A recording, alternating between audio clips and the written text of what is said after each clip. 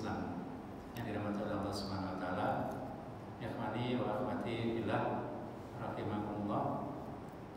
Tentu kita sangat bersyukur karena masih diberi kekuatan dan kemampuan taufik oleh Allah Subhanahu wa taala untuk terus melakukan tugas misi sebagai manusia untuk liya'budun, untuk beribadah kepada Allah Subhanahu wa taala, baik ibadah mahdhah maupun ibadah ghair mahdhah. Di antaranya dalam menuntut ilmu, wabil khusus kita ngaji sirah nabawiyah yang ini adalah merupakan hal yang penting.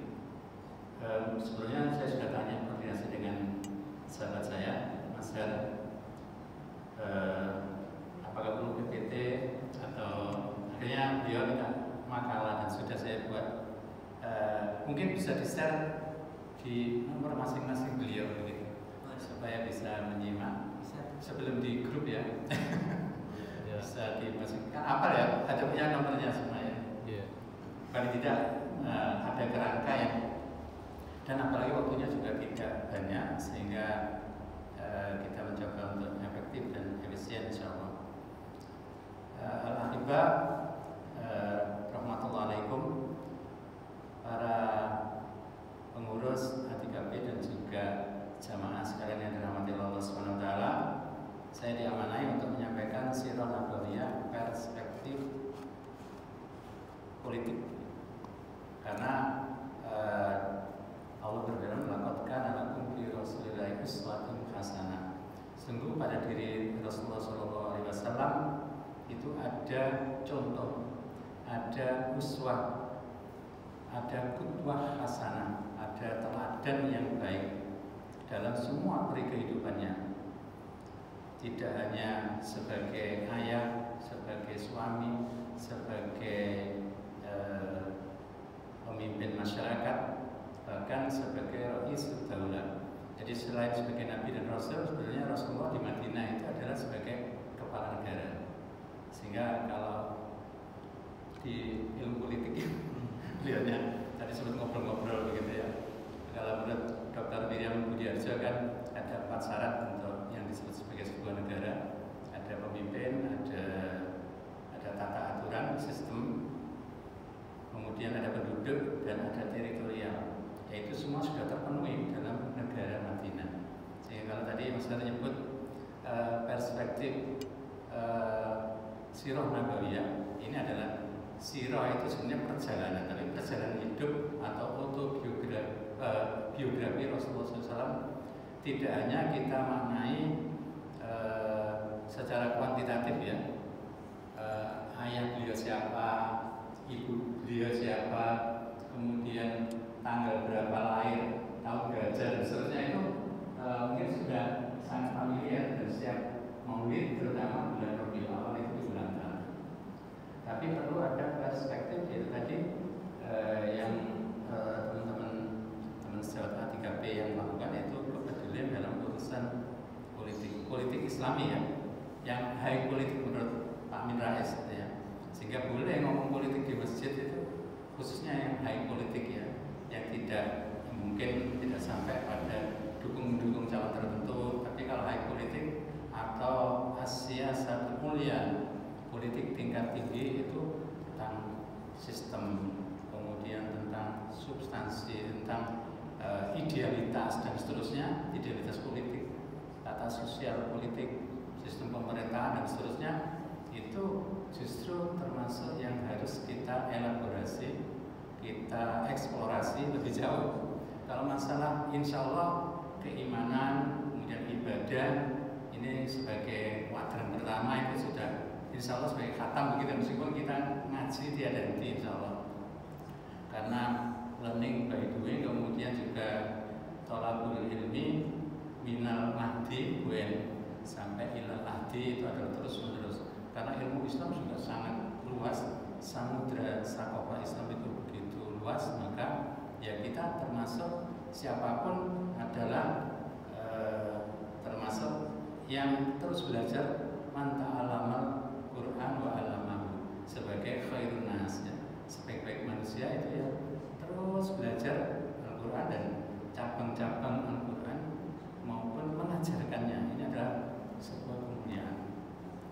selain sirah nabawiyah, bahwa kita maknai bahwa apa yang dilakukan oleh Rasulullah SAW tidak sekedar sebagai pembawa risalah dinul Islam, tapi juga sebagai Ra'isul Daulah. Ketika pasca hijrah dari Mekah ke Madinah, Rasulullah membangun masyarakat Madinah, dan beliau juga selain sebagai qadhi, hakim pemutus perkara, kemudian di masing-masing di ujung-ujung Masjid Nabawi waktu itu banyak lingkaran-lingkaran yang untuk ngaji begitu ya, yang dengan para sahabat yang disebut as-suffah ya. Jadi saya dengan masyarakat dulu termasuk yang sering tidur masjid di Nurul Zaman begitu ya. Itu akhirnya ya menjadi yang paling pertama, yang paling kalau ada tugas-tugas ke masjidan. Kemudian kalau zaman Rasulullah ya, ketika ada seruan jihad fisabilillah, maka yang paling dulu ya para ahli sunnah tadi itu yang kemudian memenuhi panggilan seruan dari Islam, termasuk menjadi panglima perang ya.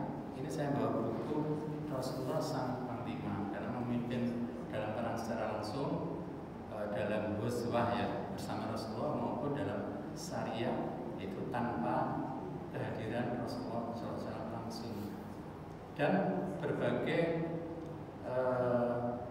fungsi-fungsi kemasyarakatan yang dilakukan oleh Rasulullah SAW.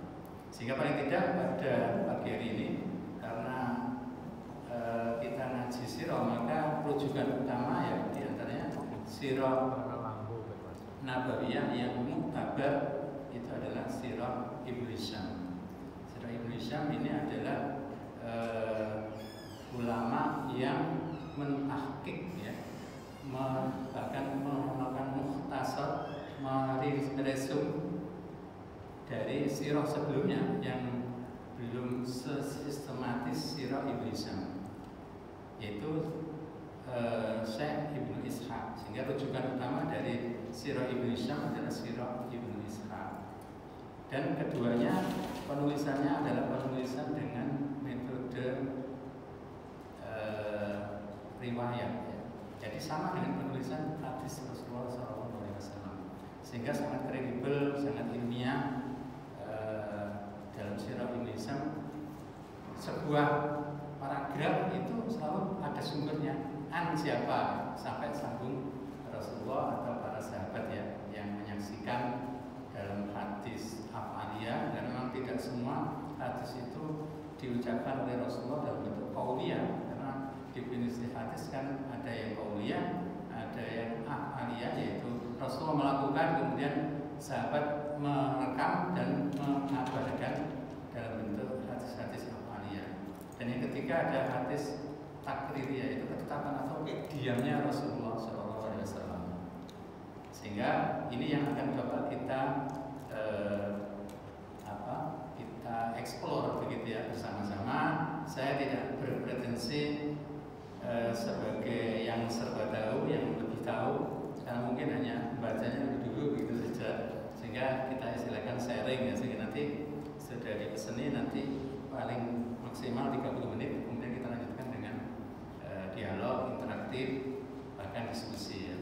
Sehingga insya Allah lebih bersifat latihan pikiran ya, namanya ide-ide Islam ya disampaikan kemudian menjadi pemahaman dan menimbulkan sikap dan daya dorong, sehingga fungsi-fungsi kognitif, afeksi dan psikomotorik itu akan tercapai insya Allah.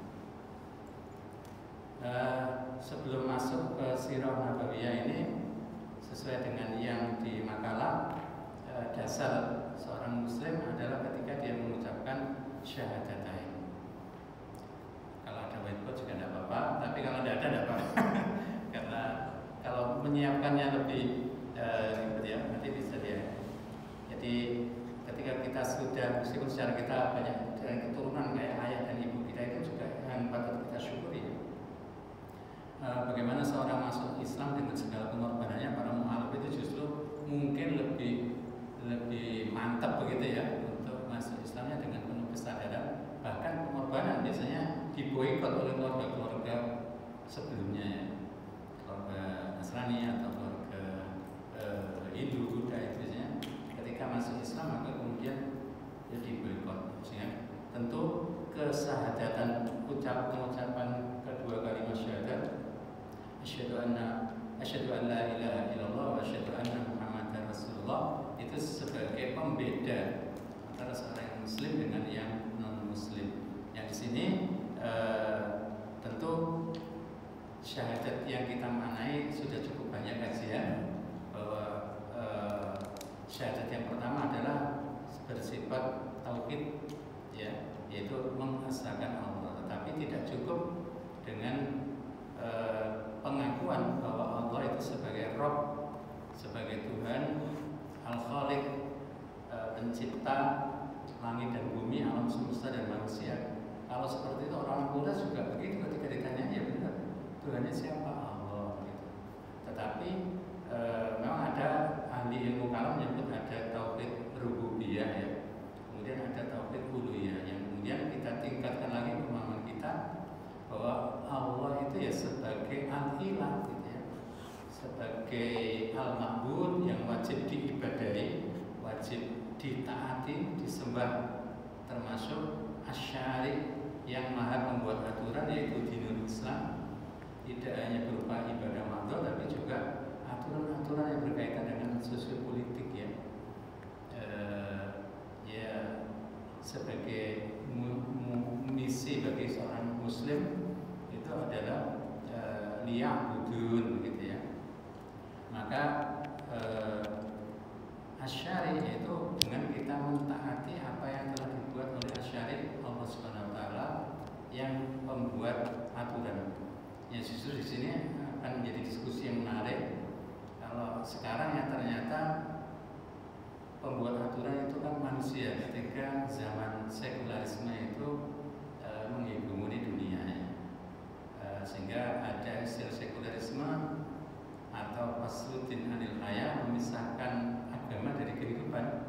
Jadi kalau ngomong politik ya jangan bawa agama, kalau di pengadilan ya jangan bawa agama, kemudian kalau di pasar jangan bawa agama. Maka kemudian terjadi sekularisme itu menggejala di seluruh bidang kehidupan. Yang tentu ini berbeda dengan Islam yang dibawa oleh Rasulullah SAW yang itu mencakup segala aspeknya, baik itu tadi ibadah dan keimanan, tapi juga muamalah serta akhlak, termasuk aturan-aturan yang mengatur dirinya sendiri tentang pakaian, malbusat, makanan, mathumat, kemudian masyrubat, minuman dan akhlak itu juga diatur. Sehingga aspek untuk berpolitik itu sebenarnya juga bagian dari penjabaran atau manifestasi dari akidah tadi. Sehingga yang pertama adalah akidah rububiyah dan uluhiyah, serta kita maknai ada yang variabel yang kedua yaitu akidah yang membawa risalah nubuwah. Yang itu bisa juga kita maknai sebagai akidah sia-sia. Sehingga ternyata politik pun asasnya ya dari akidah Islam, yaitu akidah politik, yaitu Muhammadur Rasulullah, mengakui bahwa Rasulullah pembawa risalah, sehingga kemudian liyudhirahu ala dini kulli, untuk dirohirkan, untuk ditampakkan dalam kehidupan ini, sehingga Islam itu jaya begitu, bukan hanya di akhirat saja nanti begitu ya, tapi juga diwujudkan, ditampakkan, dirohirkan selama kita bahkan kita hidup di dunia ini.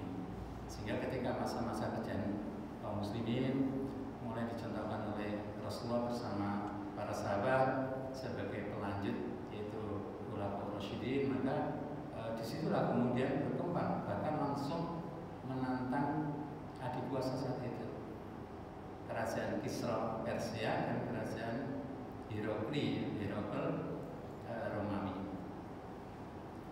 Ikhwani wa akhwati billah rahimakumullah. Kemudian ya kalau yang tadi hablum minallah, untuk yang muamalah yang ini adalah merupakan dimensi sosial politik, di situ berbagai macam yang bisa kita eksplor ya. Kalau sebelumnya Ustaz Salman Rosyidi tentang ekonomi, misalnya ekonomi Islam, itu semuanya ada ya di dalam Al-Quran menyebutkan seperti itu, termasuk mungkin moneternya juga dengan dinar dan dirham itu juga menjadi dasar ilmu moneter Islami yang semua sekarang tidak mau sudah tidak ada di tengah-tengah kita. Yang ketika kita melihat kaum muslimin juga termarginalisasikan, bahkan di pentas internasional juga didolimi sedemikian rupa, kita masih ingat atau dan masih terus ya genosida yang dilakukan oleh entitas Zionis apartheid Israel itu diantaranya menunjukkan kenapa kaum muslimin terbelakang dan mundur, yaitu pemahaman tentang akidah siasi itu yang masih kurang. Karena Rasulullah sudah mencontohkan bahwa Rasulullah di Madinah itu langsung termasuk berkirim surat kepada raja-raja saat itu, Raja Yaman, Raja Persia, masuk Raja Habsyah. Itu kan lintas benua ya. Kalau Raja Habsyah kan Afrika ya, sama termasuk Raja Romawi itu dikirim surat untuk diseru untuk masuk Islam. Sehingga ini tata hubungan internasional itu juga sudah dilakukan oleh Rasulullah SAW. Sehingga insya Allah berislam itu ya secara menyeluruh komprehensif, tidak parsial, tidak sektoral, dan tidak privat ya. Islam itu kok hanya diamalkan saat Ramadan saja, Islam diamalkan hanya di dalam masjid saja, padahal semuanya tadi di pasar, di pengadilan itu Islam harus hadir supaya tidak termakan dengan ideologi sekularisme, kemudian dalam bentuk yang lain ya artinya bisa kapitalisme, bisa membo demokrasi dan seterusnya.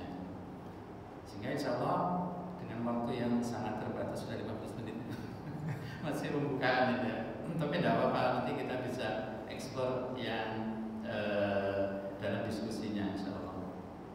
Sehingga berbagai sistem kehidupan, sistem politik, sistem tadi hubungan internasional, pendidikan, kesehatan, kemudian ekonomi tadi, tidak hanya ekonomi tapi juga moneter, kemudian berbagai hal itu semuanya tadi ada, selalu ada dalam Islam. Sehingga tugas kita memang belajar tiada henti begitu ya, akan menjadi penyemangat bagi kita semua insyaallah.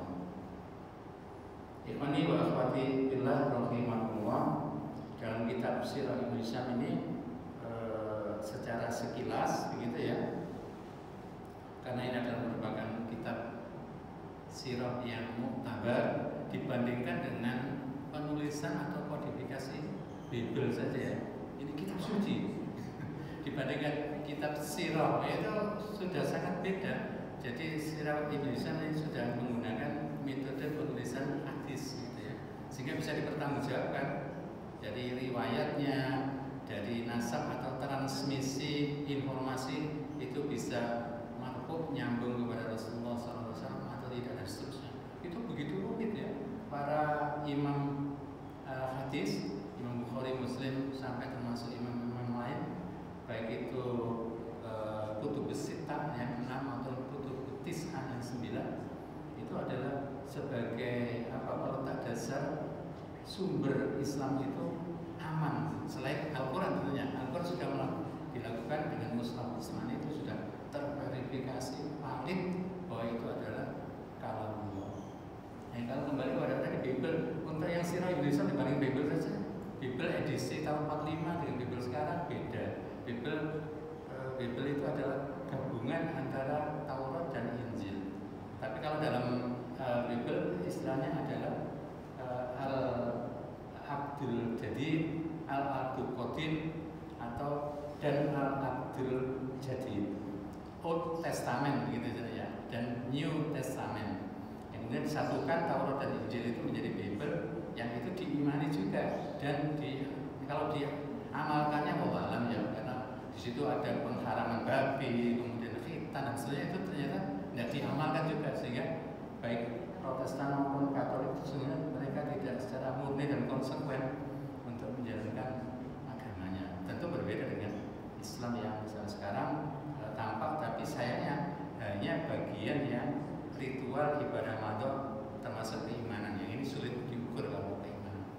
Tapi kita mencoba untuk eksplorasi dan elaborasi untuk yang bagian muamalah tadi, yang ternyata kita padahal itu ada semua di dalam kitab-kitab. Kalau Imam Mawardi Ahkam Sultania ya.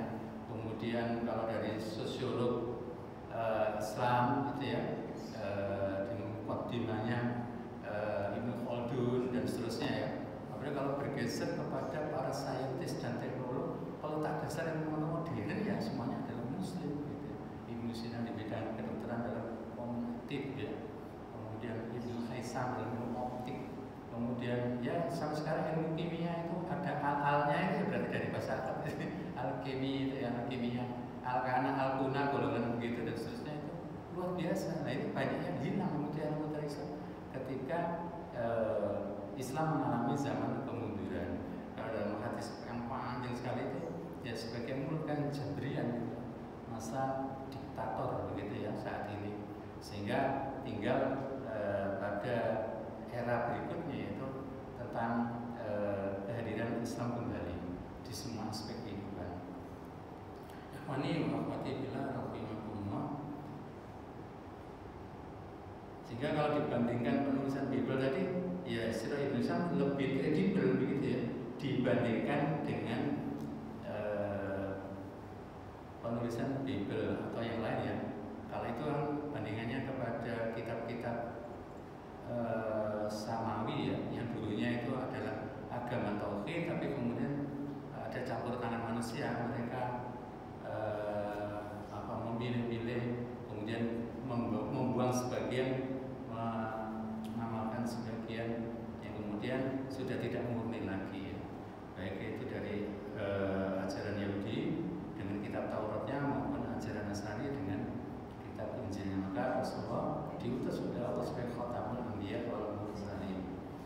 Dalam sebagai preview saja ya untuk Sirah Ibnu Hisham, di awal-awal dijelaskan tentang nasab mulia Rasulullah SAW, baik dari ibunda Sayyidatina Aminah maupun dari ayahanda Abdullah. Itu semuanya adalah nasab-nasab yang mulia. Kalau dari jalur Abdullah akan sambung kepada Nabi Ismail alaihissalam, sehingga sebentar lagi seringkali diungkap begitu ya tentang sejarah Nabi Ismail setelah ditinggalkan oleh Nabiullah Ibrahim alaihissalam di lembah Bakkah. Itu namanya Bakkah ya, sebelum menjadi Makkah. Kemudian ya muncul sumber Zam-Zam, kemudian makmur begitu rupa. Ini dalam kitab Sirah Ibnu Hisham ini juga kalau dari keturunan Nabi Muhammad SAW itu dari, kalau Nabi Ibrahim kan dari Palestina ya, kemudian dengan Ibu Sarah yang ditinggal sebagai istri pertama, dan kemudian Siti Hajar itu yang sebagai istri kedua, yang kemudian ya yang melahirkan Nabi Ismail. Keturunannya disebut Bani Ismail. Sedangkan dari Nabi Ishak itu melahirkan putra yang nabi juga, yaitu Nabi Yakub alaihissalam yang bergelar Israil ya. Makanya keturunan disebut Bani Israil.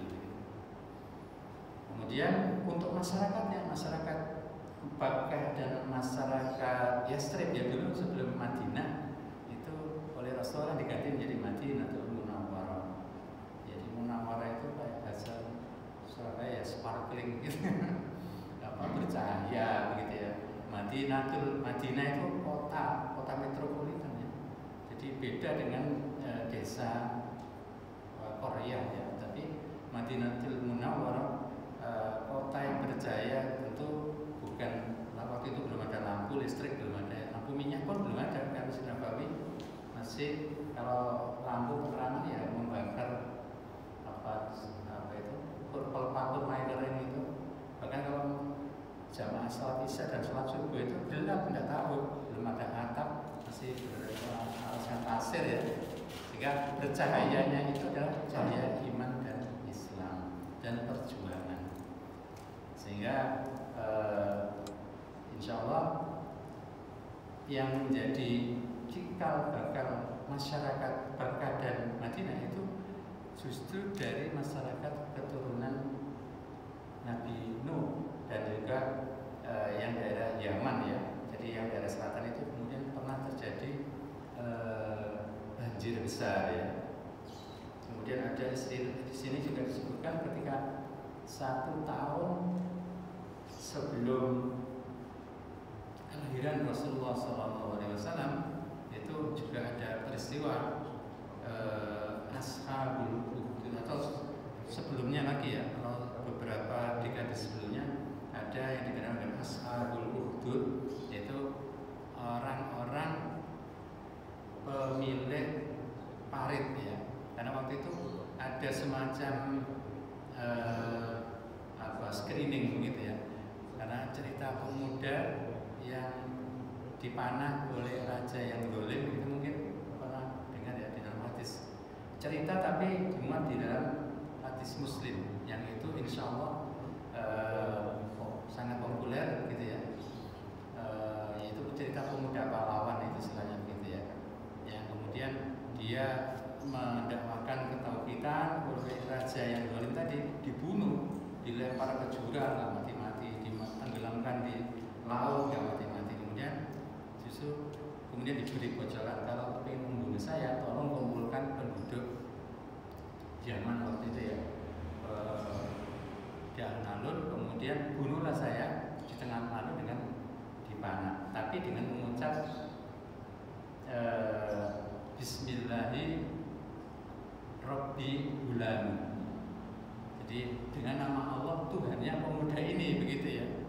Ya, ternyata meskipun hanya kan pelipisnya saja si pemuda pahlawan tadi akhirnya menjadi syahid.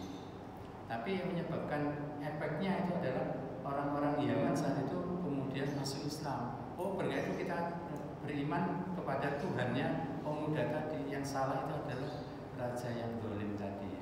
Kemudian berdua-dua masuk Islam semua secara berjamaah kolektif. Yang itu membuat murka ya oleh rajanya tadi, semakin marah itu ya. Kok ternyata dengan teknik seperti itu, meskipun kadang-kadang pengorbanan seperti para syuhada yang di Rafah kemarin yang di Gaza itu Amerika kemarin beritanya sudah separuh menghabisi. Ini resmi dari intelijen Amerika Serikat dari 30.000 ya mujahidin Izzuddin Qassam bersama dengan faksi-faksi yang tidak hanya Izzuddin Qassam, macam-macam ya, Brigadir Martir Al-Quds, kemudian Jihad Islam dan seterusnya itu banyak. Ada 15 faksi-faksi lain itu bekerja sama mereka itu untuk yang melakukan Tuqpan Al-Aqsa kemarin itu ya. Jadi Al-Aqsa yang sampai sekarang sudah masuk ke bulan ke-9, yang itu ya masih tarik ulur ya, ini diarahkan untuk gencatan senjata, tapi insya Allah ya sebagai istirahat saja begitu. Karena tugas suci untuk mengenyahkan penjajah kolonialis Zionis itu ya menjadi tugas sejarah sebagai penjaga Al-Aqsa. Yang kita tentu kita sisipkan doa-doa kita untuk supaya kita para mujahidin dan juga termasuk mustadafin, karena Israel itu sudah frustasi meskipun tadi ada pengorbanan ya, tapi tentara Israel juga sama belasan, tapi mereka balas dendamnya itu kepada muslim, para wanita, anak-anak yang tidak hanya 40.000 ya, beritanya itu tentu bisa 2 kali lipat. Ada yang terkubur, masuk mana yang terpanggang itu 8 bom, salah satunya bom fosfor nyunyut ya, melepuh itu. Kalau kulit aja tulang saja seperti itu, jadi biadab sekali, bukan manusia ya. Karena mereka juga menganggap orang di luar yang di Zionis tadi itu ya binatang, atau mereka sebenarnya adalah bukan manusia. Yang kemudian sampai pada yang raja tadi kemudian melakukan screening tiap perempatan, ada parit-parit yang diberi api yang membakar untuk siapapun yang tidak atau tidak mau murtad dari agama tauhid ya, itu akan dimasukkan, dicemplungkan ke Paripati, maka disebut Ashabul Ukhdud itu. Tapi kemudian Allah mendatangkan banjir. Di situ ada bendungan Ma'rib namanya di Yaman itu. Bendungan Ma'rib itu yang menjadikan waktu itu ini setelah zamannya Ratu Sabah ketika Nabi Sulaiman, tapi sudah mendekati zaman kelahiran Rasulullah SAW. Ya kurang lebih setengah abad lah, 50 tahun itu jadi istilah Ashabul Ukhdud. Kemudian bendungan tadi jebol di Qudratillah ya. Padahal itu bendungan karena dulu ya tidak ada semen, bata, begitu, beton, tapi kayu-kayu yang disusun, tapi kemudian Allah mengutus makhluknya yaitu tikus-tikus untuk menggerogoti, jadi banjir besar, jadi azab bagi raja yang zalim tadi. Akhirnya pindah setelah banjir itu ya, meskipun kaum mukminnya juga ada yang dihukum mati dibakar, tapi sebagian lagi pindah ke lembah Mekah dan Yastrib tadi, yang itu menjadi cikal bakal masyarakat tempat objek dakwahnya Rasulullah SAW di Mekah, yang kemudian beliau juga hijrah ke Madinah. Kemudian satu lagi ya, ini belum bahas politik sehingga bisa diwawas Mbak, mungkin bisa kita diskusikan ya, masih dari aspek sirah nabawiyahnya. Terakhir itu tentang Raja Abroha ya, dalam surat Al-Fil itu ya. Raja Abroha kan dari Habsyi maksudnya, dengan pasukan gajah yang besar, gajah Afrika ya, itu ingin ya pertama mendirikan gereja di Yaman, tapi kemudian ternyata masih kalah ramai makmur dengan yang Ka'bah Baitullah ya. Di situ ada sumur Zam-Zam yang orang kafilah dagang itu kan mampir untuk ngisi air yang untuk melanjutkan perjalanan ke Syam ya. Untuk waktu itu ya perdagangan ekspor impornya itu seperti itu ya, sehingga menjadi makmur. Kota Mekah itu menjadi terkenal, maka disebut kota dagang. Kalau Madinah itu lebih subur, masih bersifat agraris ya. Kalau Mekah menjadi yang apal itu kan berbatu, jadi tidak ada tanah itu, ya semuanya batu begitu. Sehingga kalau banjir beberapa waktu lalu ya ngalir begitu ya, batu granit yang itu ngalir beton begitu ya.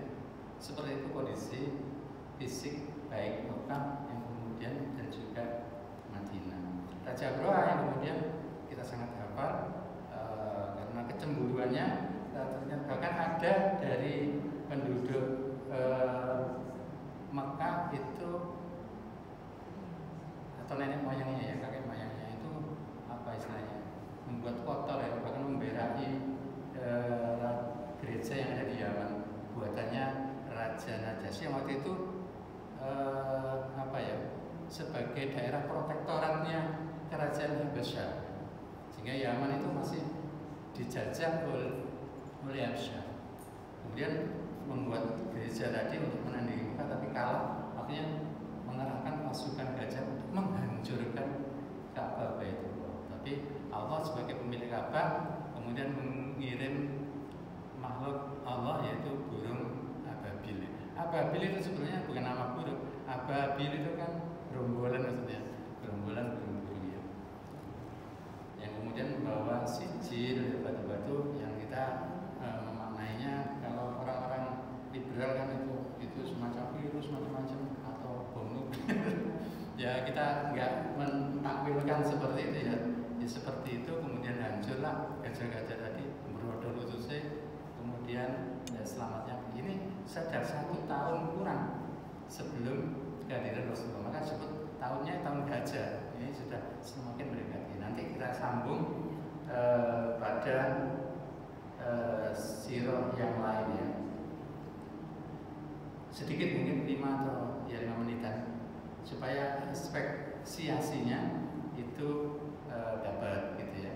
Sehingga memang banyak definisi atau tarif as-siyasah.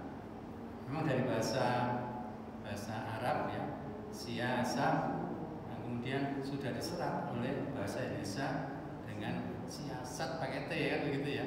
Dari situ sudah termasuk bagaimana merebut dan mempertahankan kekuasaan, strategi, taktik dan seterusnya, baik yang ya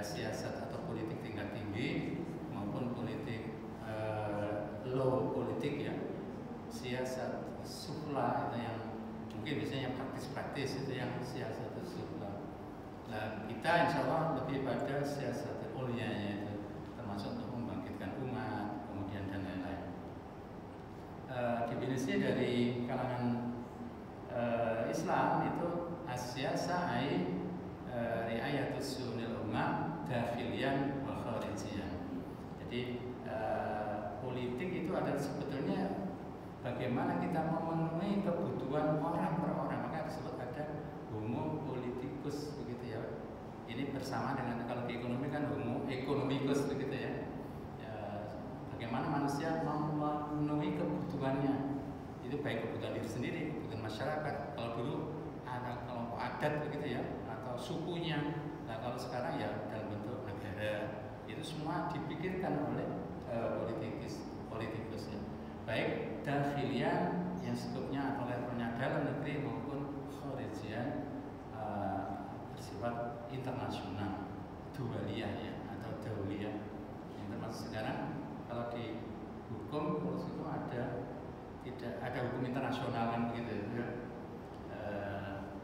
Yang kemudian insya Allah nanti akan kita eksplorasi lagi yang terkait dengan politik supaya kita tidak ikut terjebak dalam politik belah bambu, kita diadu domba. Kemudian tadi kalau nggak paham politik ya akan dipolitiki begitu ya.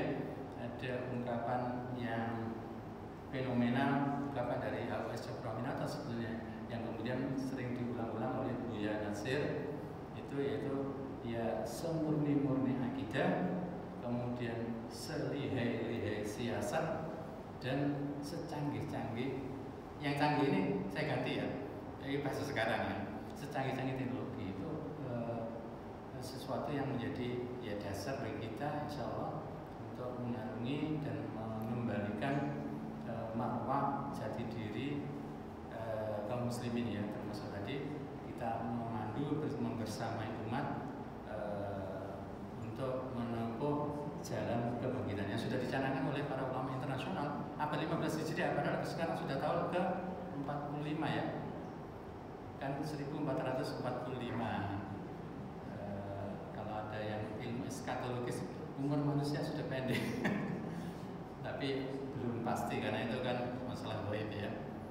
Sehingga tinggal 55 dan sudah lagi Muharram 46 dari tahun ke 46 ya, untuk menuju kepada kebangkitan Islam ya. Dan itu insya Allah ya sesuai dengan misi-misi dari teman-teman A3P itu insya Allah ya. Sehingga bersama-sama dua aspek sirah nabawiyah tapi dengan perspektif politik. Ada juga yang tidak saya bawa tapi juga sama tebal tulisan Mubarak Puri, mungkin itu tapi tidak berdasarkan riwayat, itu beda ya. Ya para ulama-ulama yang menulis seperti itu khusus sirah Rasulullah berdasarkan atau perspektif politik itu nyambung juga. Sehingga ini sudah lewat 6 menit ya 7 menit kita atau saya sudahi, namun kita lanjutkan dengan dialog, diskusi ya. Kalau saya bisa jawab ya kita sifatnya sharing dengan untuk saling ya membangkitkan, mencerahkan, mencerdaskan bersama-sama untuk menjadi pembela Islam yang terpercaya insyaallah. Allah alam shawab, yang hak itu dari Allah, yang salah dan saya pribadi Allah alam shawab. Wassalamualaikum warahmatullahi wabarakatuh.